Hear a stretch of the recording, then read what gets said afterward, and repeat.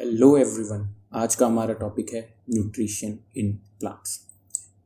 What does nutrition mean? Nutrition का मतलब क्या है? Nutrition is the intake of food and its utilization by the body. Body के द्वारा फूड का इनटेक करना और उसका यूटिलाइजेशन मीन्स इस्तेमाल करना न्यूट्रिशन कहलाता है। तो न्यूट्रिशन सभी ऑर्गेनिजम्स में होता है, चाहे वो प्लांट्स हों चाहे वो एनिमल्स हों। इस चैप्टर में हम न्यूट्रिशन इन प्लांट्स के बारे में पढ़ेंगे।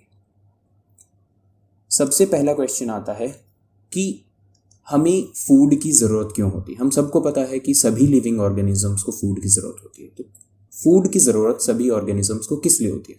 क्योंकि फूड क्या करता है? एनर्जी प्रोवाइड करता है। Energy for what? For performing day to day function. Body जो day to day function perform करती है उसके लिए एनर्जी चाहिए। और किस लिए चाहिए? ग्रोथ के लिए चाहिए। तो हम जो फूड लेते हैं वो हम ग्रोथ और एनर्जी के लिए लेते हैं। जो फूड है it is also composed of some components. वो कंपोनेंट्स क्या क्या हैं जी? Carbohydrate, proteins, fats, vitamins and minerals. ये सभी क्या हैं? कंपोनेंट्स हैं फूड के। ये सब जब मिल जाते हैं तो हमारा फूड कंप्लीट हो जाता है।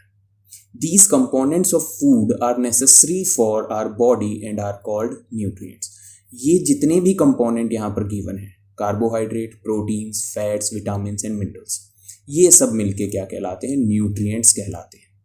आप लोगों ने सुना होगा या आपके पेरेंट्स ने आपको या डॉक्टर ने आपको सजेस्ट किया होगा कि आपको एक न्यूट्रिशियस डाइट लेनी चाहिए। उस न्यूट्रिशियस डाइट का मतलब क्या होता है कि हमें एक ऐसी डाइट लेनी चाहिए जिसके अंदर फूड के ये सभी कंपोनेंट्स एक एप्रोप्रिएट अमाउंट में प्रेजेंट हों, क्योंकि ये हमारी हेल्दी ग्रोथ में बहुत ज़्यादा हेल्पफुल होते हैं। तो न्यूट्रिशन क्या है जी? इन न्यूट्रिएंट्स को लेना और बॉडी का इन न्यूट्रिएंट्स को इस्तेमाल करना क्या कहलाता है? न्यूट्रिशन कहलाता है। Nutrition is the mode of taking food by an organism and its utilization by the body. This is the definition for nutrition की न्यूट्रिशन क्या है जी? Mode of taking food by an organism and its utilization by the body. This is the definition for nutrition. इसके बारे में हम starting से ही बात करते हुए आ रहे हैं। तो न्यूट्रिशन दोनों में होता है, प्लांट्स में भी होता है और एनिमल्स में भी होता है। इस चैप्टर में हमें प्लांट न्यूट्रिशन के बारे में डिटेल से पढ़ाई करनी है। तो देख लेते हैं जी उसके मोड क्या क्या हो सकते हैं। तो बेसिकली न्यूट्रिशन को दो ब्रॉड कैटेगरीज में डिवाइड किया गया है। एक autotrophic mode of nutrition and second one is your heterotrophic mode of nutrition. Autotrophic and heterotrophic mode of nutrition. Further फिर हेट्रोट्रॉपिक को सब कैटेगरीज में डिवाइड किया है, जो हम आने वाले पार्ट में देखेंगे। सबसे पहले हम देख लेते हैं ऑटोट्रॉपिक मोड ऑफ न्यूट्रिशन के बारे में। एक ऐसा मोड ऑफ न्यूट्रिशन जिसके अंदर ऑर्गेनिज्म अपना फूड खुद प्रिपेयर कर लेते हैं, उसको बोलते हैं ऑटोट्रॉपिक मोड ऑफ न्यूट्रिशन। अब समझिए इस टर्म से, ऑटोट्रॉपिक, नाम में ही वर्ड आ रहा है ऑटो। हमने ये वर्ड कई जगह पे सुना है। ऑटोमेटिक जो अपने आप अपना काम कर ले, जो सेल्फ से अपना काम कर लेता है, अपने आप अपना काम कर लेता है, उसको ऑटोमेटिक कहते हैं। तो ऑटोट्रॉपिक मीन्स वो मोड ऑफ न्यूट्रिशन जिसमें ऑर्गेनिज्म अपना खाना खुद प्रिपेयर कर ले, उसे क्या कहा जाता है? ऑटोट्रॉपिक मोड ऑफ न्यूट्रिशन कहा जाता है। इसके अंदर बेसिकली दो चीज़ें आती हैं जी ब्रॉडर कैटेगरी में। एक आते हैं ट्रीज और दूसरे आते हैं, आपका जो एग्जांपल है वो है ब्लू ग्रीन एल्गी। अब ये क्या है जी? आपने पॉन्ड में देखा होगा कि ग्रीन कलर के पैच आपको दिखाई दे जाएंगे पानी के अंदर, जहाँ पे वाटर होता है। मोस्टली स्टैंडिंग वाटर के अंदर आपको ये ग्रीन कलर के पैचेस देखने को मिल जाएंगे। ये होती हैं एल्गी। अब दोनों ही चीज़ों में, जो ट्रीज हैं और जो एल्गी हैं, दोनों ही चीज़ों में एक चीज़ कॉमन है, that is their green colour. And this green colour is due to the presence of chlorophyll. Chlorophyll सबको पता है। क्लोरोफिल क्या होता है जी? क्लोरोफिल ग्रीन कलर का पिगमेंट है जो ट्री की लीव्स को ग्रीन कलर प्रोवाइड करता है, और इसी की प्रेजेंस की वजह से जो एल्गी हैं उनका कलर भी ग्रीन होता है। अब क्लोरोफिल बहुत ज़्यादा ज़रूरी होता है एक प्रोसेस के लिए जिसके थ्रू ये autotrophic mode of nutrition show करने वाले ऑर्गेनिज्म अपना फूड प्रिपेयर करते हैं, उस प्रोसेस का नाम है फोटोसिंथेसिस। क्या नाम है उस प्रोसेस का? फोटोसिंथेसिस। फोटोसिंथेसिस के थ्रू जो ऑटोट्रॉप्स हैं, ऑटोट्रॉप्स वो ऑर्गेनिज्म जो autotrophic mode of nutrition show करते हैं, उनको ऑटोट्रॉप्स कहा जाता है। एग्जांपल्स आपके सामने हैं। ऑटोट्रॉप्स फोटोसिंथेसिस प्रोसेस के जरिए अपना फूड प्रिपेयर करते हैं। एक बार डेफिनेशन देख लेते हैं। Autotrophic nutrition is the process in which the organism produces their food from the simple inorganic material such as water, carbon dioxide, minerals, salts in the presence of sunlight। यहाँ पे समझने वाली बात यह है कि जो ऑटोट्रॉप्स हैं वो सिंपल इनऑर्गेनिक मटेरियल को कंज्यूम करके उसे कॉम्प्लेक्स ऑर्गेनिक मैटर में कन्वर्ट कर देते हैं, जिसको फिर हम एनिमल्स मतलब जो heterotrophic mode of nutrition show करते हैं। हमने डिस्कस किया था 2 type of mode of nutrition होते हैं, एक ऑटोट्रॉपिक एक हेट्रोट्रॉपिक। तो जो heterotrophic mode of nutrition show करने वाले हैं जैसे कि animals, we humans are also included in animals, तो ये जो मोड ऑफ न्यूट्रिशन शो करते हैं उसको हेट्रोट्रॉपिक, क्योंकि ये किसी और पे अपने फूड के लिए डिपेंडेंट होते हैं। जो एनिमल्स हैं वो इनऑर्गेनिक मैटर को डायरेक्टली कंज्यूम नहीं कर सकते। They can not consume this inorganic substance. वो सिर्फ ऑर्गेनिक सब्सटेंस से ही न्यूट्रिशन को डिराइव कर सकते हैं। इसीलिए ऑटोट्रॉप्स क्या करते हैं, सिंपल इनऑर्गेनिक को कॉम्प्लेक्स ऑर्गेनिक सब्सटेंस में कन्वर्ट करते हैं ताकि हेट्रोट्रॉप्स उसका इस्तेमाल कर सकें एनर्जी लेने के लिए। Photosynthesis, the process in which plants use sunlight, water and carbon dioxide to create oxygen and energy in the form of sugar। Sugar की जगह आप लिख सकते हैं ग्लूकोज। सिंपल हो जाएगा याद करना। आपकी बुक में जो मेंशन मिलेगा that will be carbohydrate. Sugar and glucose are the type of carbohydrate. देखिए जी, सनलाइट की प्रेजेंस में जो ग्रीन प्लांट्स हैं, ग्रीन किस वजह से हैं? हमने बात की थी क्लोरोफिल की वजह से। किसकी वजह से? क्लोरोफिल की वजह से ये क्या है? ग्रीन कलर के होते हैं। क्लोरोफिल की प्रेजेंस में और सनलाइट की प्रेजेंस में जो ग्रीन प्लांट्स हैं वो एटमॉस्फेयर से कार्बन डाइऑक्साइड लेते हैं, रूट से वाटर लेते हैं और फिर इसका इस्तेमाल करके कार्बोहाइड्रेट और ऑक्सीजन बना लेते हैं। तो प्लांट्स का 2 काम हो गया। एक तो क्या कर रहे हैं जी, नेचर में से कार्बन डाइऑक्साइड लेके हमारे लिए फूड प्रिपेयर करते हैं, हेट्रोट्रॉप्स के लिए फूड प्रिपेयर करते हैं। दूसरा, जो हम लोग कार्बन डाइऑक्साइड नेचर में रिलीज करते हैं उस कार्बन डाइऑक्साइड को ऑक्सीजन में कन्वर्ट करने का काम भी ट्रीज ही करते हैं। इसीलिए कहा जाता है कि इस संसार में, इस यूनिवर्स में सभी चीजें एक दूसरे पे डिपेंडेंट हैं। प्लांट्स एनिमल्स पे डिपेंडेंट है और एनिमल्स प्लांट्स पे डिपेंडेंट है। प्लांट्स को क्या मिलता है एनिमल से? कार्बन डाइऑक्साइड मिलती है। एनिमल्स को क्या मिलता है? प्लांट से फूड मिलता है और ऑक्सीजन मिलती है। So here is the reaction for this photosynthesis. आप लोगों को ये रिएक्शन याद होनी जरूरी है। Carbon dioxide plus water react to form glucose plus oxygen. C6H12O6 is the formula for glucose. Arrow के ऊपर आप 2 चीजें मेंशन करेंगे, एक सनलाइट मेंशन करेंगे एंड दूसरी चीज आप मेंशन करेंगे क्लोरोफिल। क्या मेंशन करेंगे? क्लोरोफिल। क्लोरोफिल क्या है? एक ग्रीन कलर का पिगमेंट है जिसकी वजह से प्लांट्स का कलर क्या होता है? ग्रीन होता है।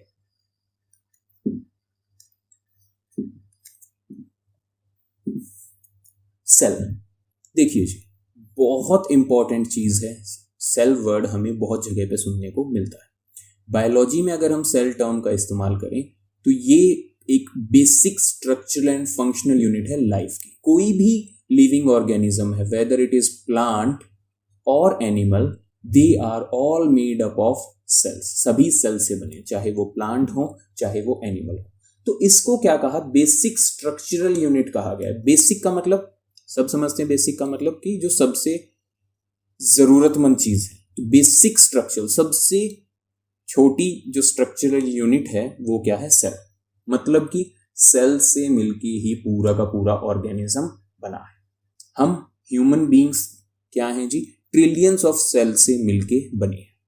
तो सबसे छोटी यूनिट क्या है? जैसे एक वॉल अगर आपको बनानी है, वॉल के अंदर जो बेसिक यूनिट है दैट इज योर ब्रिक, ईंट है जी सबसे बेसिक यूनिट। इसी प्रकार से कोई लिविंग ऑर्गेनिज्म बनाना है तो उसकी सबसे छोटी यूनिट क्या है, सेल है। इसीलिए सेल को बेसिक स्ट्रक्चरल यूनिट बोला, क्योंकि बिना सेल के कोई ऑर्गेनिज्म नहीं बन सकता, चाहे वो प्लांट हो चाहे वो एनिमल हो। फंक्शनल यूनिट क्यों कहा है, क्योंकि हर एक सेल अपना कोई पर्टिकुलर फंक्शन परफॉर्म करता है। सेल्स काम करते हैं, सभी सेल्स मिलके काम करते हैं, तभी ऑर्गेनिज्म की बॉडी वर्क करती है। इसीलिए इसको basic structural and functional unit of life कहा जाता है।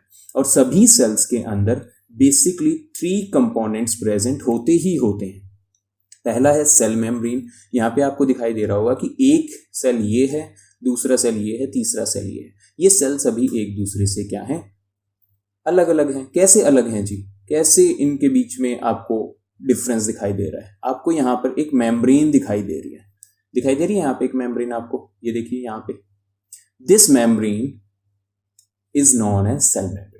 सेल मेम्ब्रेन क्या होती है भाई, एक ऐसी मेम्ब्रेन होती है जो एक सेल को दूसरे सेल से या फिर उसके सराउंडिंग मीडियम से सेपरेट करने का काम करती है। तो सभी सेल्स के चारों तरफ एक सेल मेम्ब्रेन प्रेजेंट होती है। बेसिक कंपोनेंट्स मतलब सभी सेल्स में, सेल्स की भी डिफरेंट टाइप्स हैं, लेकिन सभी सेल्स के अंदर बेसिकली ये 3 चीजें जरूर होती हैं।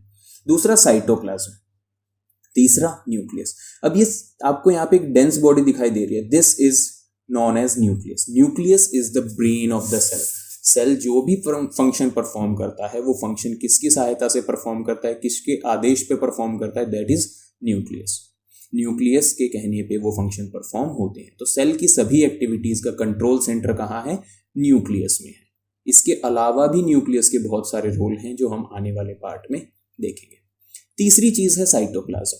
अब न्यूक्लियस और सेल मेम्ब्रेन के बीच में जो ये आपको सरफेस दिखाई दे रहा है, ये सरफेस ना होके क्या है, एक जेली लाइक सब्सटेंस है जिसको क्या कहा जाता है, साइटोप्लाज्म कहा जाता है। क्या कहा जाता है, साइटोप्लाज्म कहा जाता है। तो एक सेल के अंदर बेसिकली 3 चीजें होती हैं, cell membrane, cytoplasm and nucleus. इन सब के बारे में डिटेल में हम आगे देखेंगे। एक चीज है जी क्लोरोफिल, जिसकी हमने बात की। क्लोरोफिल क्या था जी, वो ग्रीन कलर का पिगमेंट था जो क्या करता है, फोटोसिंथेसिस करने में मदद करता है। Second is stomata. स्टोमेटा का रोल अभी तक नहीं आया था। स्टोमेटा क्या है, हमने ये तो पढ़ लिया था कि प्लांट्स क्या लेते हैं, कार्बन डाइऑक्साइड लेते हैं। अब वो कार्बन डाइऑक्साइड कहाँ से लेते हैं, लीव्स और स्टेम्स के ऊपर छोटे छोटे पोर्स, पोर्स का मतलब होता है छेद, छोटे छोटे पोर्स प्रेजेंट होते हैं। इन पोर्स को कहा जाता है स्टोमेटा। ये देखिए यहाँ पर आपका स्टोमेटा का स्ट्रक्चर है। 2 सिचुएशंस दिखाई दे रही हैं, दोनों ही सिचुएशंस एक्सप्लेन करेंगे आपको। और जो क्लोरोफिल है वो कहाँ प्रेजेंट होता है, क्लोरोप्लास्ट के अंदर प्रेजेंट होता है। ठीक है जी। Chlorophyll is necessary for photosynthesis and stomata is necessary for the exchange of gases. Exchange of gases means plant जो कार्बन डाइऑक्साइड लेंगे और बदले में क्या छोड़ते हैं, ऑक्सीजन छोड़ते हैं। इस काम को करने में कौन मदद करता है, स्टोमेटा मदद करते हैं। अब स्टोमेटल पोर है, ये जो सेंटर में दिखाई दे रहा है, this is your stomatal pore, stomatal pore.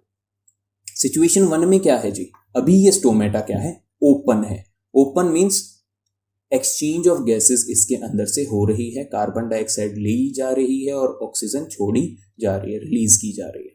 Second situation में जो स्टोमेटा है वो क्या है, क्लोज्ड पोजीशन में है। ऐसा नहीं है कि सारे दिन ही ओपन रहता है, जब इसको एक्सचेंज ऑफ गैसेस करनी होती हैं तभी ओपन हो जाता है, अदरवाइज ये क्लोज्ड पोजीशन में रहता है।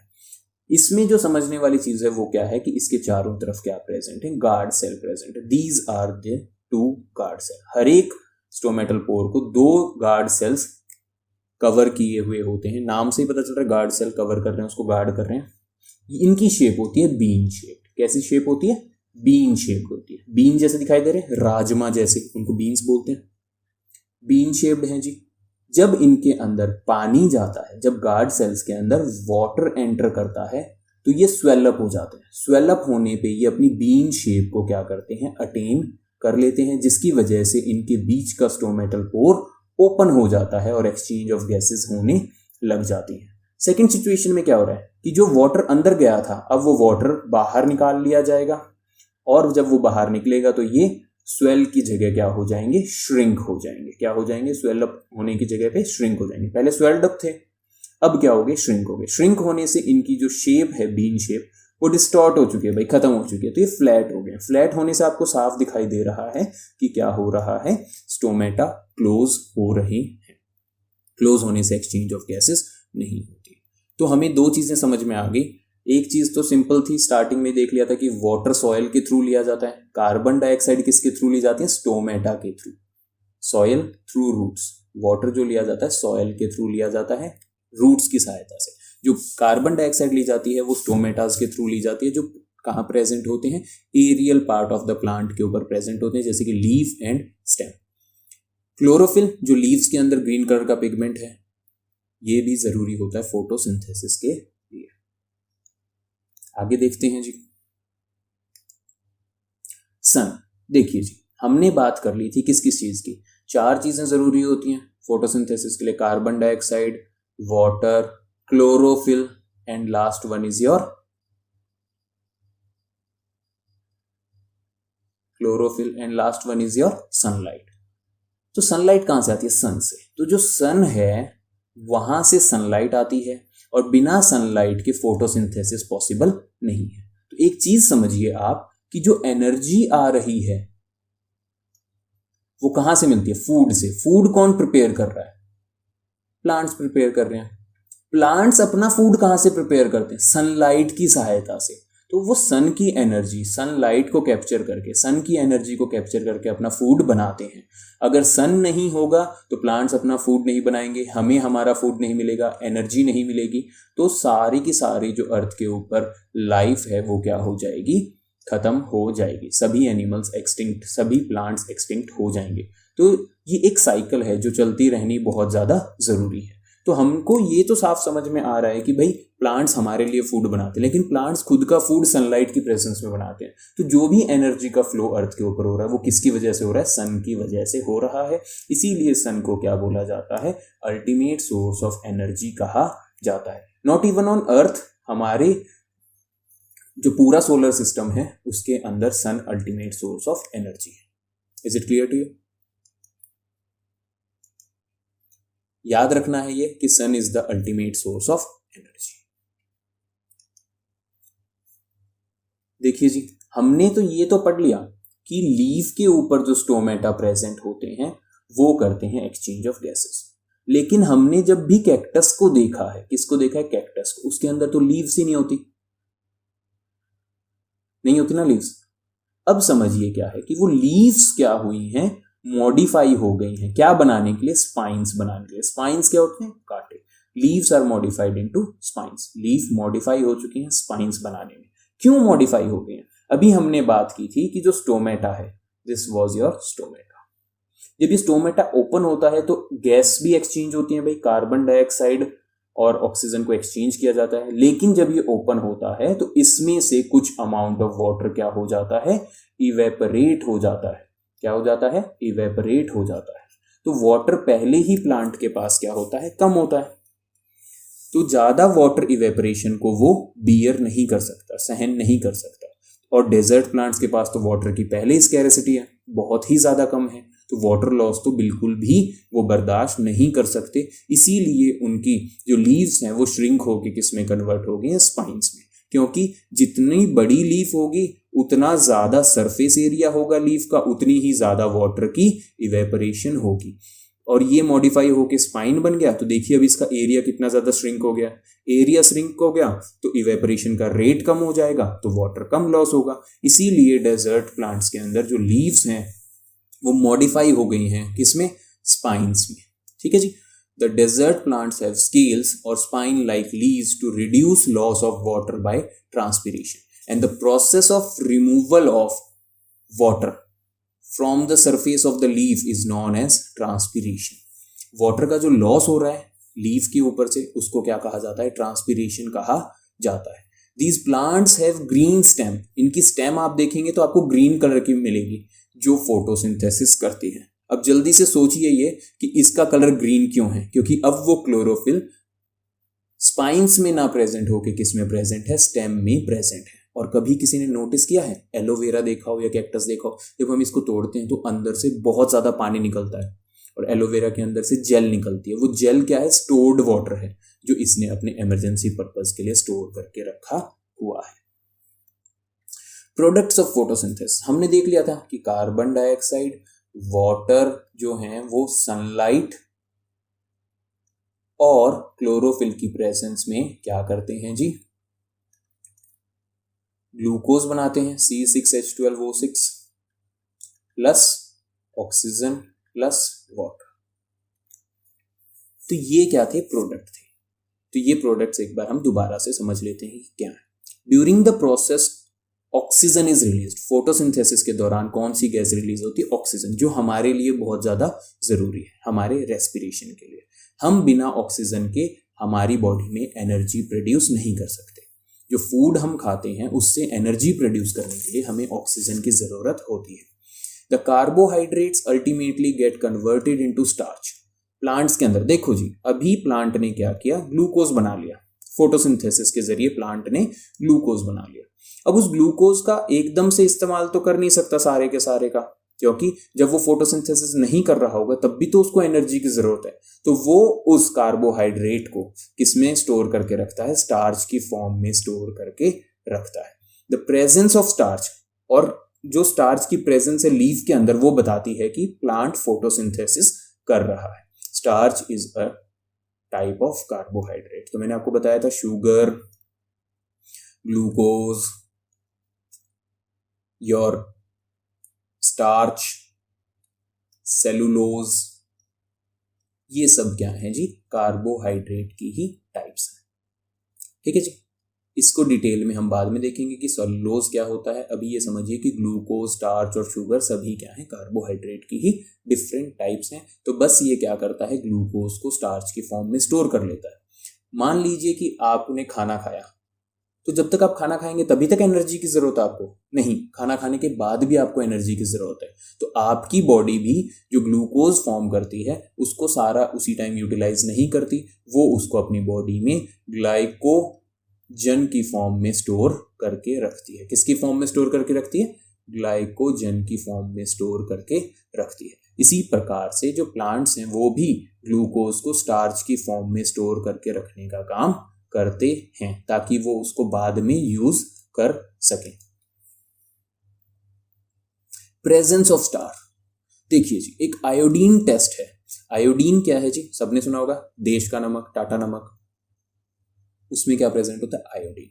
तो आयोडीन एक सॉल्यूशन है जिसका टेस्ट किया जाता है क्या पता लगाने के लिए कि लीफ के अंदर स्टार्च प्रेजेंट है या नहीं है।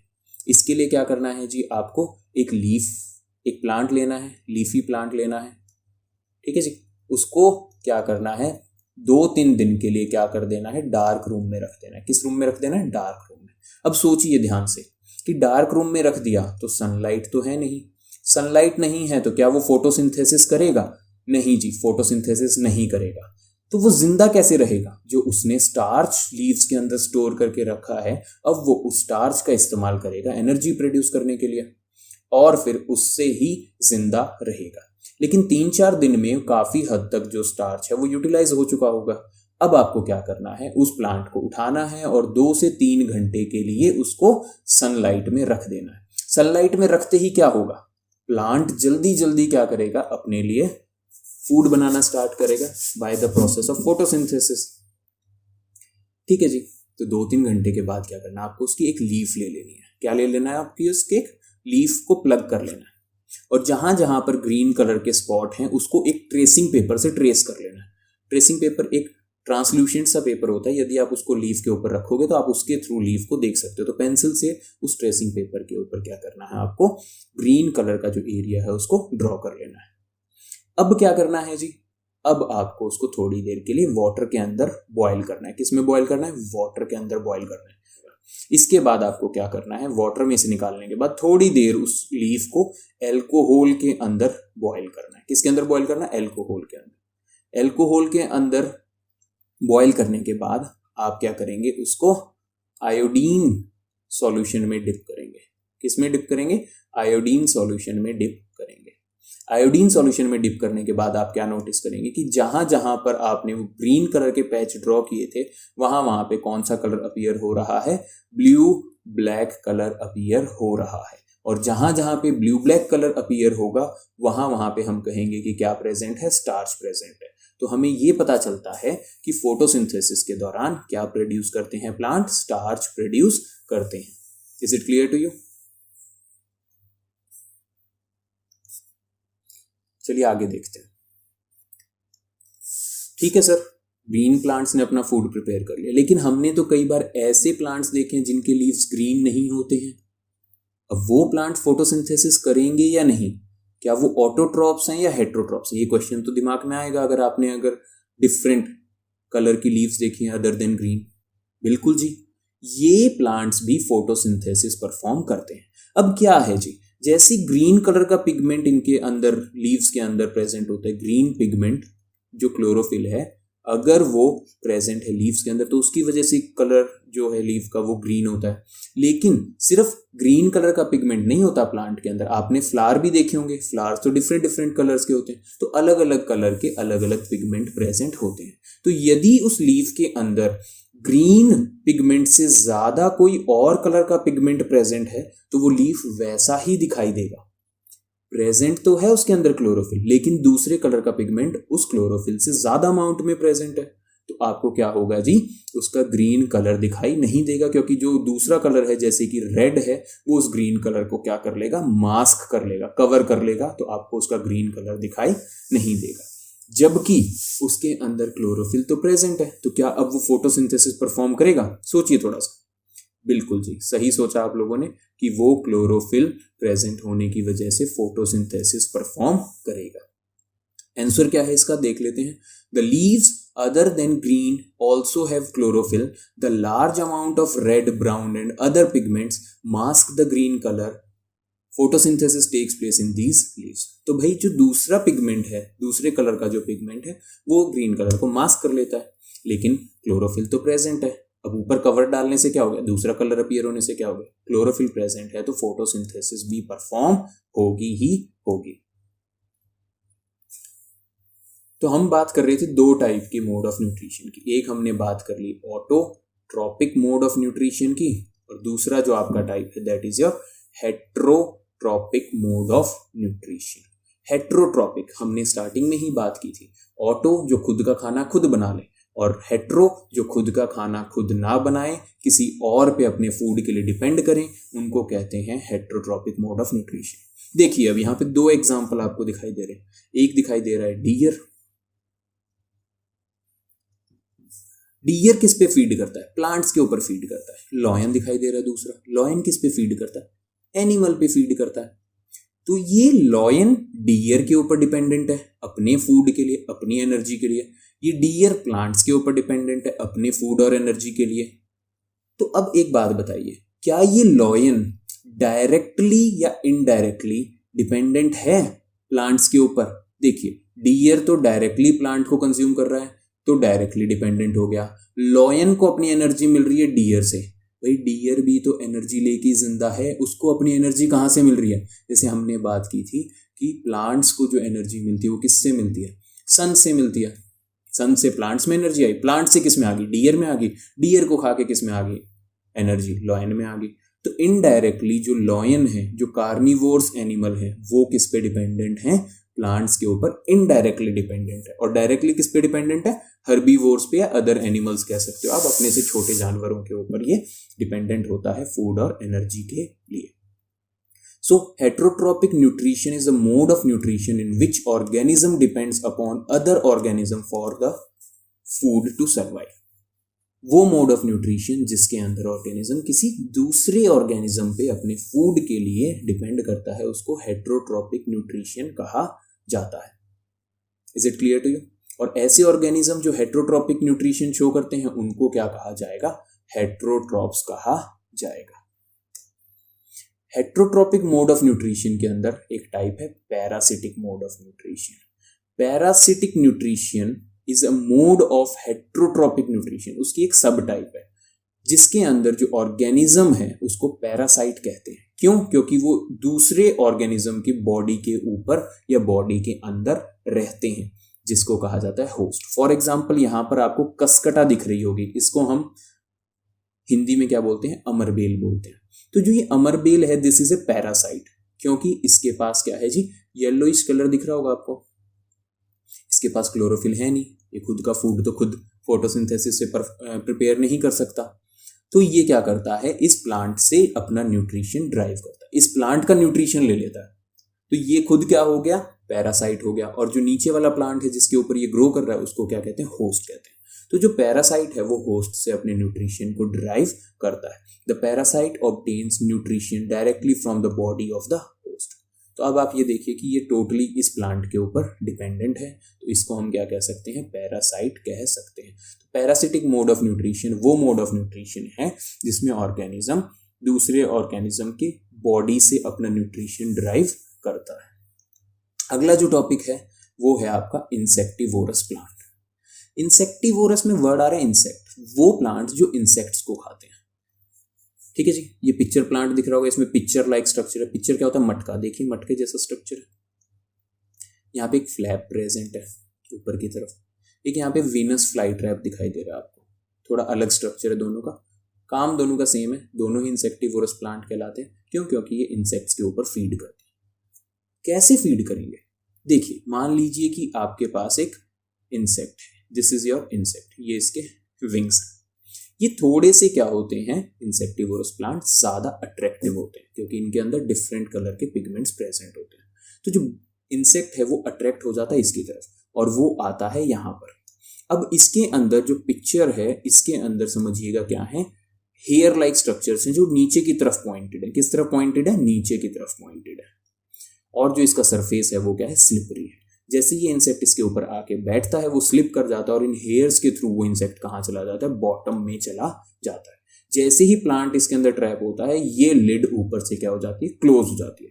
लीफ ही मॉडिफाइड है, ये लिड क्या होगी, ऊपर से क्लोज हो जाएगी ताकि इंसेक्ट बाहर ना निकले। दूसरी बात देखो कितना मैकेनिज्म अच्छा है इनका, स्लिपरी है ताकि स्लिप करके नीचे तक चले जाए।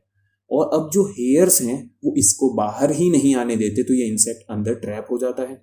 फिर जो ये पिक्चर प्लांट है इसके ऊपर डाइजेस्टिव जूसेस सिक्रीट करके इसको डाइजेस्ट कर लेता है और उसमें से न्यूट्रिशंस को ऑब्टेन कर लेता है। तो सर यहाँ पर ये इंसेक्टिवोरस प्लांट हैं, ये इंसेक्ट खाते क्यों हैं, जरूरत क्या है इंसेक्ट खाने की? भाई जो इंसेक्टिवोरस प्लांट है वो एक ऐसी सॉइल में ग्रो करते हैं जहां पर नाइट्रोजन की मात्रा बहुत ही कम होती है, ना के बराबर होती है। नाइट्रोजन क्यों चाहिए सर? नाइट्रोजन से बनता है प्रोटीन। सबने सुना होगा प्रोटीन के बारे में, हमने पढ़े थे कंपोनेंट्स ऑफ फूड, उसके अंदर प्रोटीन के बारे में पढ़ा था। तो प्रोटीन बनाने के लिए नाइट्रोजन की जरूरत होती है। तो जिस सॉइल में नाइट्रोजन की कमी होती है ये वहां पर ग्रो करते हैं। तो ग्रो कर रहे हैं, नाइट्रोजन की कमी है लेकिन नाइट्रोजन तो बहुत ज्यादा इसेंशियल है। तो इन्होंने खुद को क्या किया है, ऐसा मॉडिफाई कर लिया ताकि ये उस इंसेक्ट से क्या कर सके, नाइट्रोजन ले सके। तो ये समझ में आया सबको कि इंसेक्टिवोरस प्लांट इंसेक्टिवोरस हैं क्यों, वो किस वजह से वो इंसेक्ट्स को खाते हैं। जिस सॉइल में वो ग्रो करते हैं वहां पर नाइट्रोजन की अमाउंट जो है वो बहुत ही नेग्लिजिबल है, इसीलिए वो इंसेक्ट्स के ऊपर फीड करते हैं। Next is your saprophytic mode of nutrition. Parasitic पढ़ा था, पैरासाइट के फॉर्म में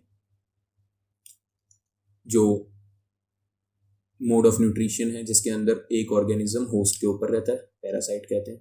हेट्रोट्रोपिक मोड ऑफ न्यूट्रिशन का टाइप। दूसरा टाइप क्या है, सेप्रोफिटिक मोड ऑफ न्यूट्रिशन। इसमें क्या होता है, ये वो मोड ऑफ न्यूट्रिशन है जिसमें एक ऑर्गेनिज्म फीड करता है, ध्यान दीजिएगा, डेड और डिकेइंग मैटर के ऊपर, सड़ी गली चीजों के ऊपर जो ऑर्गेनिज्म डिपेंड करता है अपने फूड के लिए, वो कौन सा मोड ऑफ न्यूट्रिशन है, सेप्रोफिटिक मोड ऑफ न्यूट्रिशन। जैसे फंगस है, आपने देखा होगा बरसात के मौसम में सड़ी गली लकड़ी जो होती है वहां पर मशरूम देखा होगा आपने, देखा है? मशरूम क्या है जी, आपका एग्जाम्पल है सेप्रोफिटिक मोड ऑफ न्यूट्रिशन का, जो डेड और डिकेइंग मैटर से अपना न्यूट्रिशन ऑब्टेन करता है। हमने देखा ऑटोट्रोपिक मोड ऑफ न्यूट्रिशन जिसमें ऑर्गेनिज्म अपना खाना खुद प्रिपेयर करते हैं। फिर हमने देखा हेट्रोट्रोपिक मोड ऑफ न्यूट्रिशन जिसमें ऑर्गेनिज्म दूसरे ऑर्गेनिजम्स पे अपने फूड के लिए डिपेंडेंट होता है। इसकी एक टाइप देखी पैरासिटिक मोड ऑफ न्यूट्रिशन, दूसरी देखी हमने saprophytic trophic mode of nutrition. ठीक है जी, इतना यहां तक क्लियर हो गया सबको। चलिए आगे देखते हैं फिर क्या कहता है। अगला है सिम्बायोटिक रिलेशनशिप। बहुत अच्छी रिलेशनशिप है भाई। क्या खास बात है इसके अंदर, यहां पर लाइचन की फोटो दिखाई गई आपको। किसकी? लाइचन की। लाइचन क्या है भाई? अब एक सिम्बायोटिक रिलेशनशिप है। किस किस के बीच में? एल्गी और फंजाई के बीच में। एल्गी और फंगस है जी, उन दोनों का क्या है? एक रिलेशनशिप है जिसको सिम्बायोटिक रिलेशनशिप बोलते हैं।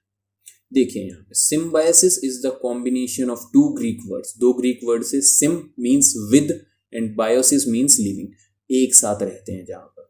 इस रिलेशनशिप को क्या कह रहे हैं हम लोग? सिम्बायोसिस कह रहे हैं, जिसमें दो ऑर्गेनिज्म एक दूसरे के साथ रहते हैं। म्यूटलिज्म इसकी ही एक टाइप है, जिसके अंदर जो दो ऑर्गेनिज्म आपस में साथ रहते हैं वो एक दूसरे को बेनिफिट पहुंचाते हैं। कैसे? यहां पर समझिए कि जो एल्गी है, एल्गी तो हमें याद है सर ग्रीन कलर की थी, पॉन्ड में देखी थी हम लोगों ने। ग्रीन कलर की है तो ये फोटोसिंथेसिस के थ्रू क्या करेगी? फूड प्रिपेयर करेगी। फूड किसको दे देगी? अब ये फंगस को फूड प्रोवाइड करेगी। बदले में ये फंगस क्या करेगा? ये फंगस बदले में एल्गी को शेल्टर प्रोवाइड करेगा और न्यूट्रिएंट्स प्रोवाइड करेगा। कहां से न्यूट्रिएंट्स प्रोवाइड करेगा? जिस डेड और डिकेइंग मैटर से ये न्यूट्रिएंट्स लेते हैं। हमने पढ़ा था ना, फंगस तो सैप्रोफिटिक है। ठीक है जी, तो ये उसको न्यूट्रिएंट्स के साथ साथ शेल्टर प्रोवाइड करता है। किसको? एल्गी को। और बदले में एल्गी फोटोसिंथेसिस के थ्रू जो फूड प्रिपेयर किया है वो फंगस को प्रोवाइड करता है। तो इस वजह से दोनों एक दूसरे को फायदा दे रहे हैं, है ना। तो ये क्या है? एक म्यूचुअलिज्म है, एक टाइप ऑफ सिम्बायोटिक रिलेशनशिप है, जिसमें दोनों ही जो ऑर्गेनिज्म है वो एक दूसरे को बेनिफिट पहुंचाते हैं। तो सर आपने ये तो कह दिया कि जो प्लांट्स हैं वो सॉयल से न्यूट्रिएंट्स लेते हैं, जैसे कि नाइट्रोजन है, फॉस्फोरस है, ये न्यूट्रिएंट्स वो कहाँ से लेते हैं? सॉयल से लेते हैं। अब ये बताइए कि सॉयल में ये न्यूट्रिएंट्स रिप्लेनिश कैसे होते हैं? एक बार एक प्लांट ने न्यूट्रिएंट सॉयल में से ले लिए, दोबारा कहाँ से आएंगे?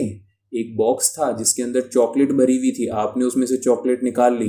अब वो चॉकलेट बॉक्स के अंदर और चॉकलेट ऐड करोगे तभी तो आप और निकाल पाओगे। तो ये आ कहाँ से रही हैं? सर मम्मी पापा लेके आए, मम्मी पापा ने रिप्लेनिश की इस बॉक्स के अंदर चॉकलेट। तो सॉइल के अंदर कौन रिप्लेनिश करता है? तो जो न्यूट्रिएंट्स हैं वो सॉइल के अंदर रिप्लेनिश किए जाते हैं by adding fertilizers and manures. तो ये तो तरीका हो गया मैन मेड तरीका। फर्टिलाइजर्स केमिकल्स होते हैं, मैन्योर क्या है जी? ये प्लांट और एनिमल वेस्ट से प्रिपेयर किया जाता है। तो ये तो इंसान ने ऐड करके फर्टिलाइजर्स और मैन्योर्स ऐड करके न्यूट्रिएंट्स को सॉइल में इनरिच कर दिया, रिप्लेनिश कर दिया। फर्टिलाइजर्स और जो मैन्योर हैं वो कंटेन करते हैं प्लांट न्यूट्रिएंट्स और मिनरल्स, जैसे कि नाइट्रोजन, फॉस्फोरस एंड पोटेशियम। आप इसको NPK भी कह सकते हैं। N for nitrogen, P for phosphorus and K for potassium. ये इसके सिंबल्स है, केमिकल सिंबल्स है। नाइट्रोजन का केमिकल सिंबल होता है N, फॉस्फोरस का केमिकल सिंबल होता है P और पोटेशियम का केमिकल सिंबल होता है K। तो जो बैक्टीरिया है, अब देखिए यहाँ पे आपको एक लेग्यूमिनस प्लांट की रूट दिखाई गई है। लेग्यूमिनस प्लांट जो पल्स प्लांट होते हैं, आप सबको पता है कि जो हमारी डाइट है उसमें जो पल्स हैं, पल्स क्या प्रोवाइड करती हैं? पल्सेस हमें प्रोवाइड करती हैं प्रोटीन। जो वेजिटेरियन लोग हैं उनके लिए प्रोटीन की जो डाइट है वो कहाँ से शुरू होती है? पल्सेस से शुरू होती है। पल्सेस के अंदर काफ़ी ज़्यादा मात्रा में प्रोटीन होता है।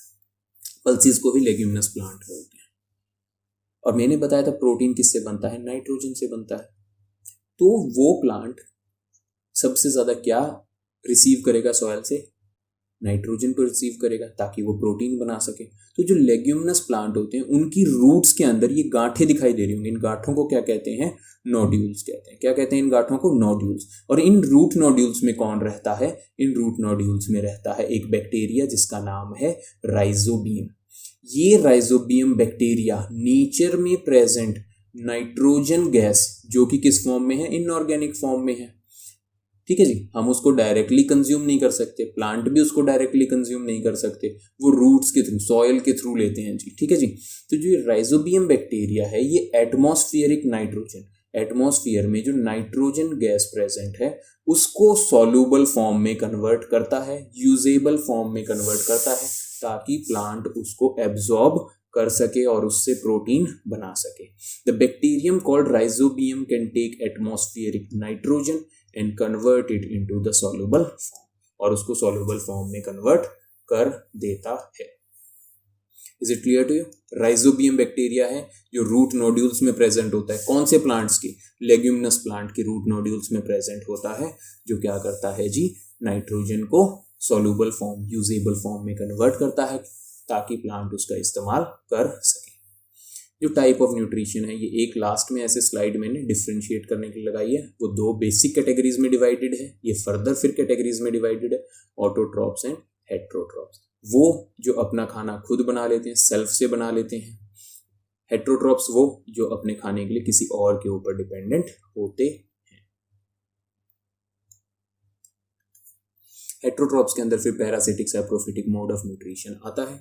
यहाँ पर आपका चैप्टर खत्म हो जाता है जी। अगर आपको इस चैप्टर में कहीं पे किसी टॉपिक में कोई डाउट है तो आप मुझे मैसेज कर सकते हैं। मैं कोशिश करूँगा कि आप सभी के डाउट्स को क्लियर किया जाए। Thank you so much for watching. Hope you like the video. Thank you.